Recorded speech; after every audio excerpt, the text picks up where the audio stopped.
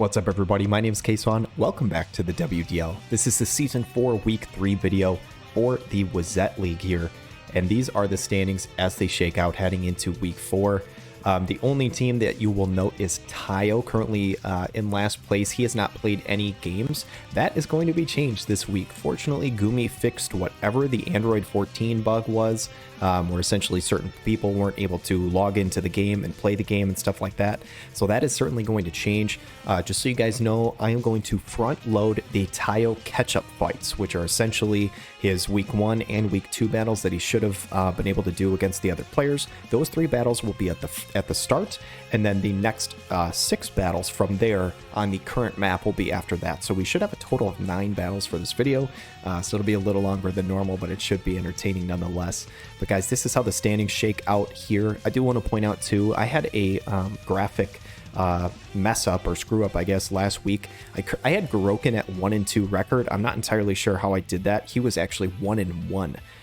So he is currently tied with at 4th heading into this week. So if you did notice last week I had him at 1-2, that was a mess up on my part. So I do apologize for that. But these are how the standings look right now. Before we head into the matches, I know I said it in the video yesterday, guys, but thank you guys so much, all the YouTube members out there, everybody listed on this this page here, spend some of their hard-earned money to support the content. Just know truly that I do appreciate and love all you guys for this. So thank you guys so much.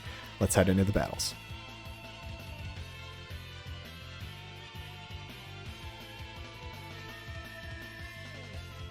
Alright guys, the first battle for the makeup games here for Taiyo is going to be against none other than Dervis, and it looks like a double fire evasion composition coming up from Taiyo alongside the Kadia to buff them up, as that agility and luck TMR is being used on everybody. Dervis going with an interesting comp as well, full cold triangle, Astrius, Rugia, and Agrius. Very interesting as the haste TMR is online for Astrius, and Rugia is ready to deal some damage. What can the tank do? The classic Final Fantasy Tactics unit.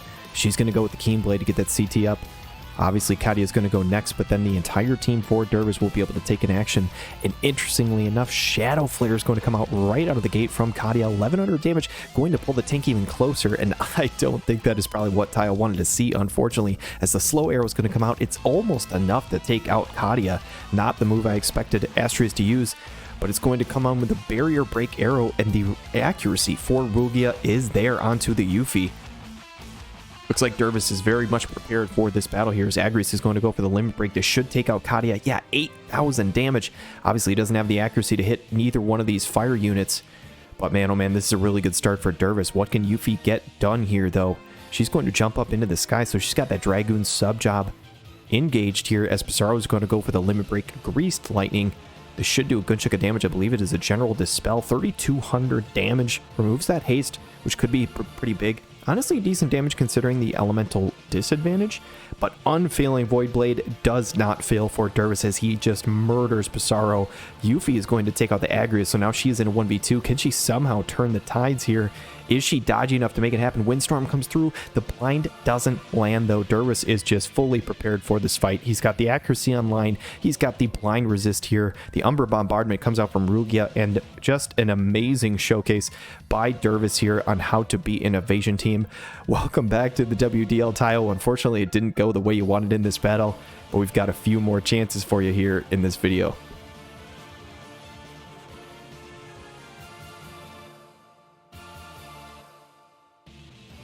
Second attempt here for Taiyo to try and get on the board, and this match is going to be against Garouken, coach of Bag O' Cats here on the Bamboo Grove 2 map. And it looks like an interesting spear composition coming off from Garouken, so very cool with Dialdo, McLeod, and Winter Luartha.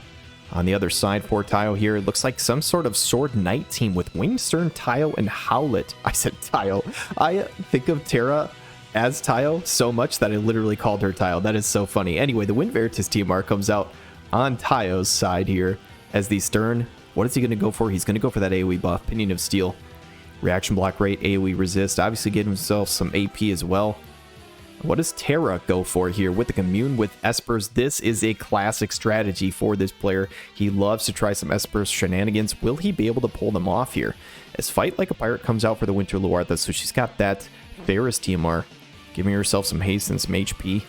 And this very tanky Dialdo is going to kick off this fight with a Void Crash. Going to give himself some regen. How much damage is it going to do to the other side, though? 1,700, not bad. He's a tank. He's not expected to do a ton of damage. Obviously, Terra tanks that up fairly well here. But the Howlet coming with the Hazard Slash, 4,700 and removing Shell. So that could be pretty darn useful against this tank as Binding Javelin comes through. Good damage onto Terra, though. 5,600. She is still standing tall here, but she is immobilized. How much can she actually get done in this fight? You know who can get a lot done is this Stern here with the Infinite Light. This is going to give him haste. Should deal a good chunk of damage here. Yeah, 5,200 to the McLeod and 3,600 to Oelde is very respectable. Gives himself some physical damage up too. And look at the turn order, guys. That haste is huge. If Winter Luartha doesn't just one-shot him, he's going to go very soon again. Terra is down for the count, though. So Garouken is answering really well. He is currently up 3v2, but I expect Stern to be able to take this Oelde out here. 100 Edge is going to come through. That is a ton of damage. Not only does he take out Oelde, but he also kills McLeod. Howlet is ready to answer as well. I lied. It's a hazard spell. He's actually going to say, hey, I'm going to help you out by taking 900 of my own health away. But it will make him a little more damage heavy as the Explosive Express comes through. The Chocobo wants the carrot. What does the Chocobo get done? 8,000 damage. My goodness. Haste, AP, Auto Restore, and a huge shield. That Limit Break is absolutely bananas. Stern gets a standard attack, but doesn't get any AP remaining. Guys, this is not over. Winter Luartha could still pull this off because of this HP barrier. That is one of the most broken things about those HP barriers. If you standard attack, you don't get AP back unless you deal damage. But Howlet has a limit break for himself. Stella Artis, how much damage does this do? It's going to have to do a lot for Taiyo to try and win this. 4,300 damage, lowers the wind attack resistance, but Howlet didn't have to move. He is going to lap, he's going to Osmotic Evocation, and Taiyo is officially on the board in Season 4 with a win. In a really, really great matchup, winning over Garouken in a close one. Congratulations.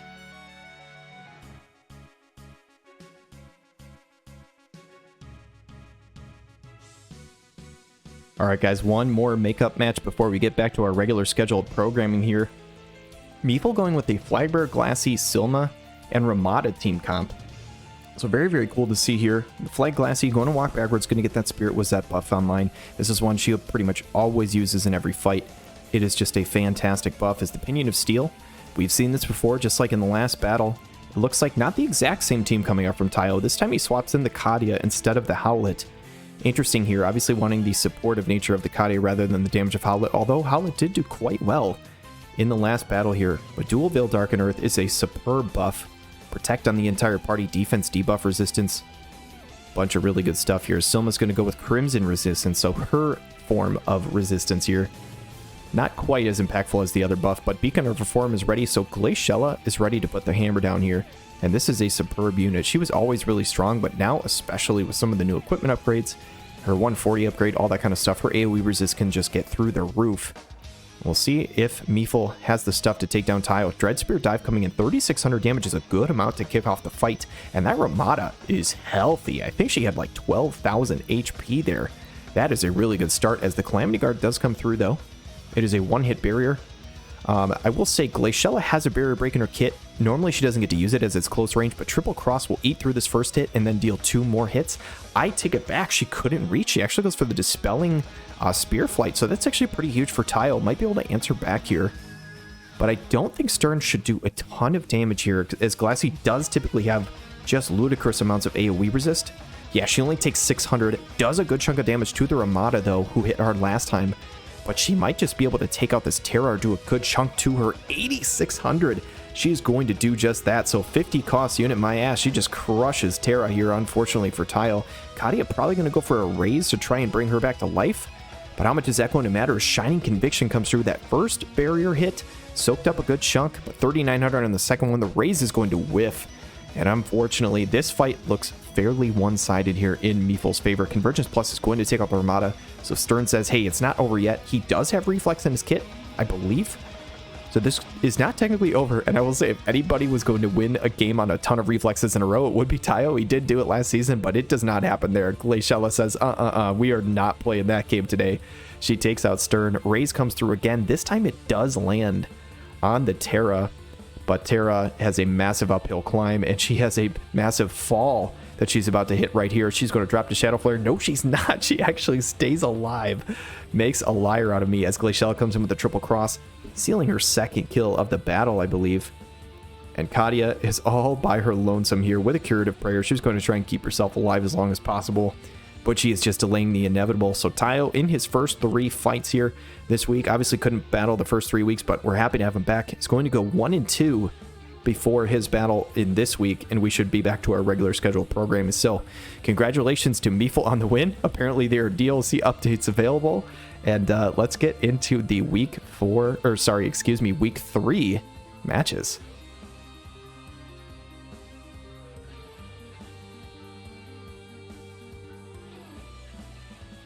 Alright guys, kicking off the week 3 battles, we've got Greatestness, Coach of Elite, versus Nemo, Coach of Lionsguard. And the Show Me Your Power going to come out right out of the gate from the Kefka and Nemo side alongside a Resnick and Montleonis. And now the question is this a supportive Resnick or is it offensive? As we have seen a couple of offensive Resnicks come out, I will say the Dark Fina TMR coming out in turn 1 tells me it might just be offensive. The Griever's Wing buff come out though, that is the Squall TMR. Defense debuff resist, not sure how valuable it would be. Typically this is just used when you want to have haste and have some sort of AoE party buff to basically manipulate your positioning. As it looks like the Starlight Elena TMR is here, that won't matter much, so it looks like probably expecting a Dark and Light comp from Nemo. I know Nemo has used some of those units in the past, but obviously Nemo calling that shot here as Resnick. What is she going to go for? She's going to go for a Law of Refuge. And she's going to get hate down. So as a damage dealer or support, whichever version this is, that can be quite useful here. A hasted up unit on both sides. Kefka should probably go for his re-raise here. Yep, it is. I just can't believe it. So if he does come back to life, he's going to have a ton of CT up. And Oberon finding a limit break. Curious to see how much damage this is going to do. This is a really nice limit break upgrade. It is now in a diamond instead of a smaller cross shape. Basically nothing to that Mont. That was crazy. Kefka takes just shy of 3k, which is decent damage considering Kefka does have high AoE res, but Mont took barely anything. I'm curious, maybe running like an Earth Ring or something, which is crazy Earth Resist? I don't know, but I don't think so, as the Earth Resist did get dropped. Glaciella soaked that limit break from Mont like a champ though, and she's coming back with her own Naruto run. Valkyrie Drive for 2500 damage, and this Montleonis is doing work here as an MR tank. 50 cost. Doesn't matter. He is putting in the work. Murderous Blade coming out from the Zazan does a little bit of damage, upgrading his defense piercing. But Resnick and Kefka are here to answer. And this should kind of tell us what kind of build this Resnick is. She's going to walk forward. Level 4 Thundera. Not a lot of damage. Even the Glaciella actually soaked that quite well here. But Kefka is ready for a big old limit break. I don't know if this caught all 3, if it just caught Zazan and Oberon. But I expect a good chunk of damage onto both of these units. 6,700 onto the Zazan. I don't know how much it was on Oberon, but that health bar is gone. And that is a very confused Zazan. And Nemo is in fantastic positioning right here. I will say all 3 are stacked up for some of the, I think it's Leaping Strike? No, Stunning Thrust comes out. I was going to say Glaciella has a couple of weird AoE positioning skills, but that Stunning Thrust could be big. Stuns the Resnick, and Zazan, confused or not, is smart enough to hit Kefka and move to the other side of him so that Glaciella might not get caught in an AoE. That was actually the most MVP move by a confused unit that I've ever seen. Resnick is here to go though. Does she go for a heal or does she go for damage? Are the heals turned off? Is she full offense or is it just partial offense? This is where we're about to find out right now. Heals are turned off. Height-based Thunder comes through. Glaciella, can she get something done here? If she could kill Kefka, she would have a chance here. She's going to do that. Kefka drops, does come back from the re-raise, but stuns the Mont as well. This Glaciella is trying her damnedest to try and pull off this 1v3, but the counter cure from Resnick and that limit break heal from Mont means this fight is not quite as close as it just looked a second ago here. Kefka comes in with the Chi Shot Flurry, just shy of 3,000 here. And Resnick, honestly, her damage has not been very good against this Glaciella. She's just a beast of a unit. But I'm curious to see what she can do now. She's going to go for Height-based Thunder again, just shy of 2,000. Mont, no longer stunned or confused, or whatever he was going through. Stone Throw Mastery does a little bit of damage, but I don't think this Glaciella can 1v3 as much as she has been putting on a show. Stunning Thrust comes out. It's not enough. It takes out Kefka, which is always really good. But that counter cure from Resnick is the reason she's alive right now. I don't know that Glaciella could have 1v1'd this against Mont, but I don't think she can pull off anything right now, as a Height-based Thunder should come out again. There it is, to seal the kill against Glaciella, and that is a huge win for Nemo. Huge congratulations to him. Unfortunate for Greatestness, but that was a hell of a fight from both sides.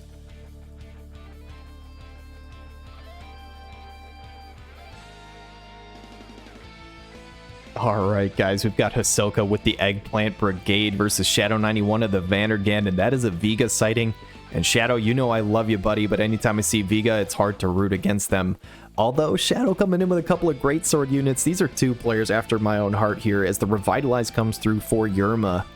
So she should have plenty of AP as long as the Veritas TMR doesn't come out. Wind Blessing on the June, so she's got a shield, she's going to walk forward. And Elstra going to go for, no, it's a Quicken. I would have assumed it was a haste this early on in the fight, but it is a Quicken. Shadow does love his Quicken strategies. He has done this many times throughout the WDL. And on Hisoka's side, the Eggplant Brigade is the Balo Brigade, as he does have his courage. He's going to start walking forward. Hatred Reborn coming through for the Vega. So he's got re-raise, and I think he even went for courage on turn 1. So he's got to be killed a lot of times. Dance of the Whirlwind comes in. Good damage onto the Balo, though. I will say, even being a win unit, that's more than I would have expected, and honestly tanks up the Yerma pretty well. This is looking actually kind of decent for Shadow here, based on those first couple of hits. Zombie Timar comes out for the Elsorel, so she'll have to die twice. Is this another Quicken? Yes, it is. So she should be able to come in with a Blade of Inertia, which is an absolutely disgusting skill. That is it. It is a double single target attack, drops defense, and so units like Yerma, who might be able to stack up AoE res, she's not able to stack up the same amount of unit res, and that Blade of Inertia just hits like a truck. Storm and Ren comes through, kills the Yerma, Balo drops to courage, and this is really interesting. This looks really good for Shadow. I will say Balo has not hit his Super Balo version yet, though, as he's going to die and come back to life, and here it is. So as good as this looks for Shadow, it's basically a health bar advantage still for Hisoka, as Balo is coming in with 97 AP. Taunting Blade comes in, kills the Elsorel. That was a ton of damage. Super Balo, holy smokes, that was insane. And what is Vega's agility? I feel like it's been like 8,000 turns since he has went. Maybe that's just me. I could be wrong about that. Blade of Inertia comes in, another chunk of damage here. June not with enough AP, though, to get something done. Does Elsorel go for a Quicken, or does she go for damage? She's going to go for the Hazard Slash. It's just barely not enough to take out Vega. He obviously has his Courage and Re-Raise still going, as Pierce the Heavens lands a double kill. And it's looking good for Hisoka, but Elsorel, can she get another Blade of Inertia? She has tons of AP. She has plenty of it. Takes out the Balo again, does enough damage to kill the Vega, and she's going to lap. She's going to take out Vega. The Courage, the Re-Raise are now here. Vega, you better kill her right now. This Elsorel is putting on a show. Vega does cut her in half with the standard attack, though. That was an insane fight. It was down to the wire. I will say, Hisoka won, and I am a huge Vega fan. I don't think he did a ton other than he just like stuck around. I feel like that Elsorel kind of popped off, even though that team lost. That was a crazy fight overall. Obviously, huge congrats to the Eggplant Brigade. I think it just had more staying power. Like, I think if you were to calculate the damage, I think Shadow did more damage over the course of the fight. But Eggplant Brigade, those HP bars with the Courages, with the Re-Raises, all that kind of stuff, just too much to overcome. So, heck of a fight, and congrats to Hisoka.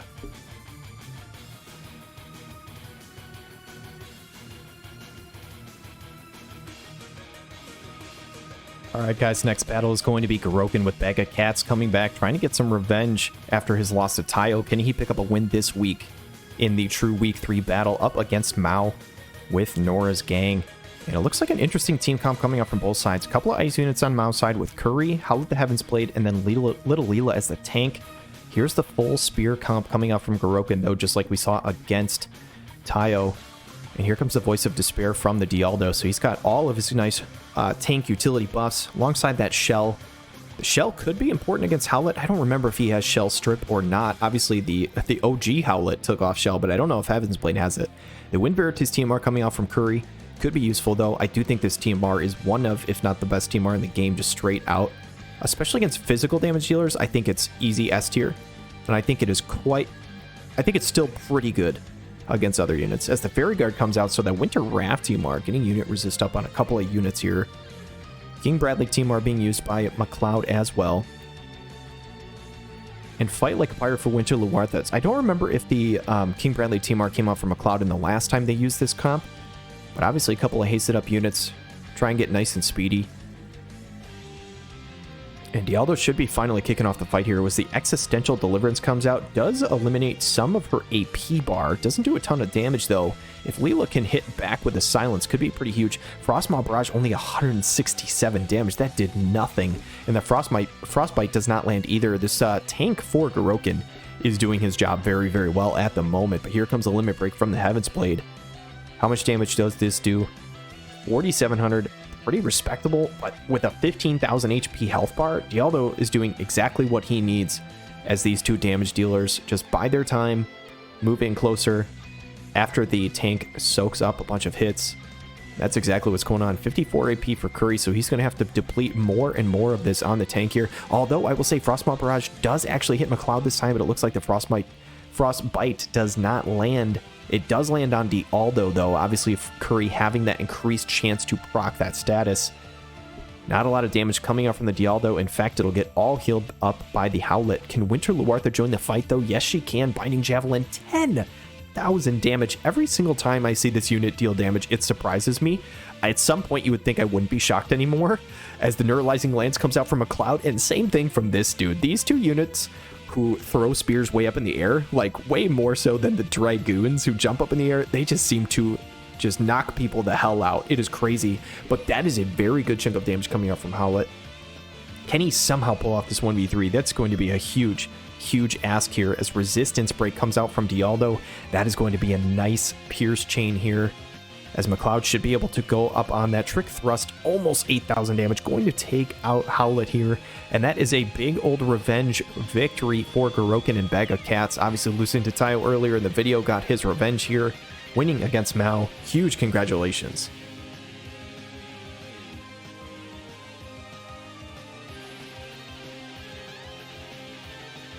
Alright guys, this next battle is going to be Taiyo versus Maraxus, Witch of the Empire versus Bento Box Bullies, and this is a couple of Thunder Gods facing off against each other. Both of them are my guildmates. Should be an interesting one as the Resist Magic coming out from Edward. Not a buff we see all the time, but obviously seeing a big old magic stat on Taiyo's side that Skahal on the other side could help out. And an interesting tech here coming out with the 9S, another player who is able to use this unit. Curious to see how he can do as he goes for that shield deployment here. And this is interesting, as 9S has an ability to basically not allow the team to strip Protect. And Mariel just used Protect, but he's not going to be able to get in range to basically put that on the other team, I don't think, as the Somersault comes through and stuns Mariel, and this is a 2-turn stun. Mariel is not going to get to play this game, I don't think, as Full Metal Rage is going to come out from the Edward. This is going to be a Wind Strike Chain. I expect a ton of damage to come out here, 7,400. I would equate that to exactly a ton of damage, as Etra is going to walk forward, hit the Divine Healing, so looking like running that Knight sub-job here. The Elemental Debuff Resist could actually be pretty huge from that skill. I actually love this tech from Maraxus, as Thundergo Disposer shouldn't drop the Lightning Resist if it hits Etra, which means if it does, it will do way less damage than it would have. So I actually love this tech from Maraxus here, and in fact, Skahal says no, I'm going to go ahead and hit Tifa instead, who doesn't have that ability online. She does manage to heal a little bit of it back with the Counter Chakra. Edward is just going to refresh that Resist Magic buff. And Etra with the Fists of Frenzying. This is one of the first times, if not the first time, we've seen Etra. I think we've only seen her once or twice this season, and we never saw her before this season. Putting in some work here. As the 9S Limit Break comes through, this is an amazing, beautiful, gorgeous Limit Break that just got dodged by Etra. She's got her dancing shoes on. Divine Thunder Summon comes out from Skahal. I expect this to kill Tifa here. I expect this to be basically dodged almost every single time by Tifa. I think 2 of the hits were dodges. I think it hit 1 time. But my goodness, Maraxus undefeated up to this point, and it's looking like he is going to be after this fight as well. 9S with 62 AP.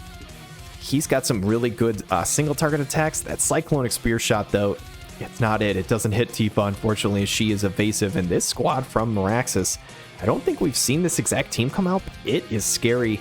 I actually mocked against this team one time, and yeah, what I could say is it ended up something like that. So Maraxus, absolutely excellent player with a beautiful team here. Not only are they really, really strong, but they are actually a little bit dodgy too. So Heck of a showcase here. A little bit of Thunder God versus Thunder God action, but huge congrats to Maraxus.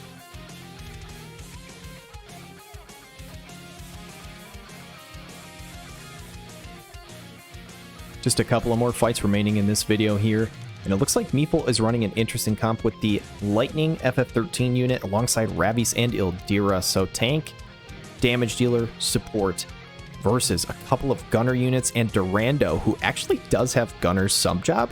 So interestingly enough, Alkor trying to use gunners to his advantage on this map. We'll see if it pays off for him as the Ildira limit break comes through. Huge amounts of CT, status nullifications, Keen Blade on top, so the classic cheese blade strategy coming out from Meefle says, hey, you want a turn? You're not going to get a turn. Height 2 resistivity comes out from Ildira, and Lightning and Ravis are going to use their second buff of the match before the other side actually even gets to act. Very, very cool here. Ready to pursue. 2 comes through, so she has her follow-up attack ready to go. Ravis is going to get Courage online, and these gunner units are being approached on or encroached on rather quickly, probably quicker than you'd like to see if you are Alkor. Lucia, is she in range to deal damage here? She is not. She's going to go for Griever's Wings. So nice haste DMR tech here. This is really useful on units who you're trying to keep back, but you also want haste. Obviously using like the King Bradley DMR, she would have hasted and walked forward. So I like this tech coming out from Alkor as the Marauding Spirit is here for Durando with 16,000 health. He is a healthy lad here, and he's going to try and suck up some damage. 5,200 from the Life Siphon. Pursuit is going to do 2,500 as well. So honestly, considering the elemental disadvantage, a really good start. Lucia is going to buff again, though. She needs to get some damage down quickly. This Durando, I don't think is going to survive a whole lot more attacks here. Blinding Cross, not a lot of damage. Elias should be in range here. Going to go for the Sharpshoot, though. 3,800 damage is not a ton onto the tank. And this is going to be rough. I think Lightning probably kills Durando on this next attack. If this doesn't kill him, it doesn't. He's just got a couple of thousand life left. 57 AP for Lightning. But it looks like Life Siphon 2 is going to go for the backline, just immediately deleting Lucia. Going to do the same thing to Alaya. And my goodness, Lightning Warriors is correct. That team name is showing off why that team name is what it is. Lightning just putting on a show here as Durando tried his best, but it just unfortunately was nowhere near good enough as Ildira is going to come in and going to delete him. Height-based water, 3,700 damage. And that is unfortunately a very one-sided victory for Meefle. Again, I said this the last couple times, I think. Shout out to Alkor. Absolutely stud of a player. I know he is going to get a win. This dude won the WBEL. Like, he's a great player, and I think he's got a good team, but unfortunately it just hasn't been there for him. But Meefle, in his rookie season in WDL, is really, really putting in some work. So, awesome fight, and huge congratulations to the Lightning Warriors.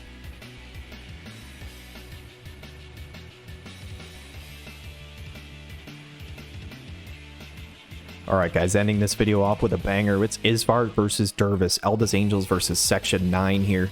Domain of Earth coming out. Dervis running the same comp he used against Taiyo. And this is a team that I believe we've seen before from Isvar, as we have seen this Elda, King of the Lions, I think in every single game. If not all of them, this is the third time we've seen him, but he has been basically unstoppable. But so has Dervis. So Frostweave Vivification coming out from the Valade here, and I believe that is Velus's DMR, so interesting tech to come out here. As Agris is going to go for the Keen Blade. Interesting positioning as she does kind of move backwards to get this done. But the Keen Blade coming out from Lorenzo as well, as he is going to walk forward. And it's a tank of 2 damage dealers versus 2 bruisers and a hate down support. See who ends up getting the better end of this deal, as the Indomitability is there for Asterius. He's got his Courage online, which is really his bread and butter. When he has this online, he is still a very, very good unit. As Eldis is going to go with Fortress of the Lion. And this is one of the first times we've seen somebody not use the Wind Veritas TMR against this new Elda unit. It is kind of gets like increased benefits against him because it is kind of built into his kit. But regardless, Saintly Wall coming out from the Agris, 3-hit physical barrier.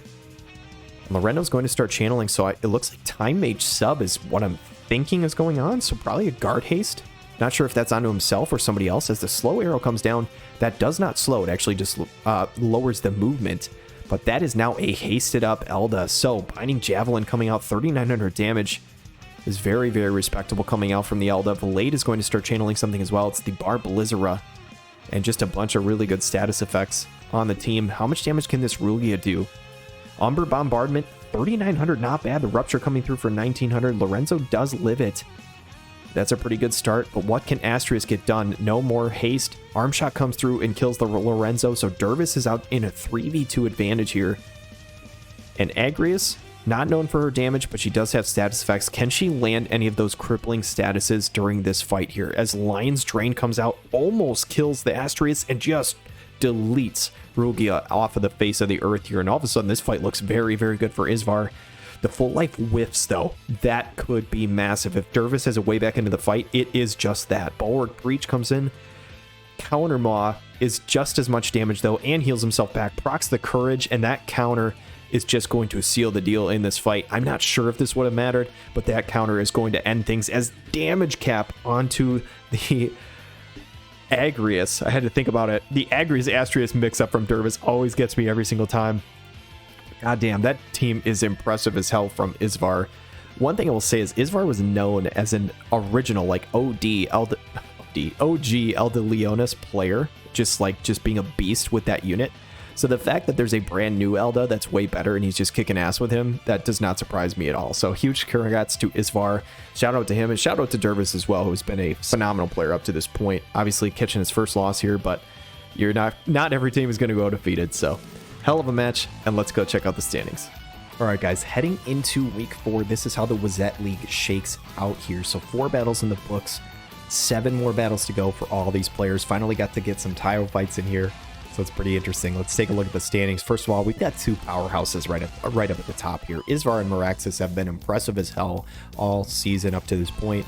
I'm curious to see when they play each other. I don't know what week that is, but I think that is going to be a juicy matchup. They're currently tied for first here. Dervis and Meefle, though, no slouches either, with a 3-1 record. Section 9 and Lightning Warriors both doing very well for themselves. Haven't played each other yet, so currently both tied for third here. With Hisoka, Garouken, and Nemo all sitting at 2-2 at the moment. Hisoka beat Nemo head-to-head, I believe, in the first week. So as of right now, if the season were to end, Hisoka would be 5th, Garouken 6th, Nemo 7th. However, everybody plays everybody one time. So again, these tiebreakers will certainly change, but as of right now, that's how those kind of play out here. In terms of the 8th place tiebreaker and 10th, 11th, however you want to term that, we've got 4 1-3 teams here. Shadow 91, coach of Vanargand, Greatestness, coach of Elite, Taiyo, coach of Witch of the Empire, and Maou, coach of Norra's gang here. So Shadow 91 and Greatestness have both played against Maou and both beat Maou. So currently they are at +1. Maou is at -2. Taiyo has not played any of these other 3 teams. So currently right now, Shadow and Greatestness are in the best spot there.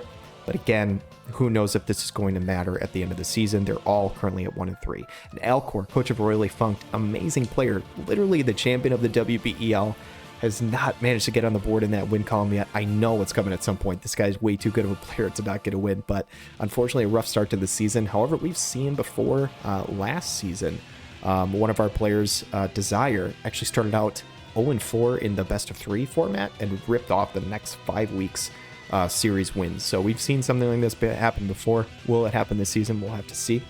But that's how the standings shake out, guys, heading into week 4. I hope you guys enjoyed this video. We've still got the champions video coming out as well. I hope you guys enjoy it and have a wonderful day.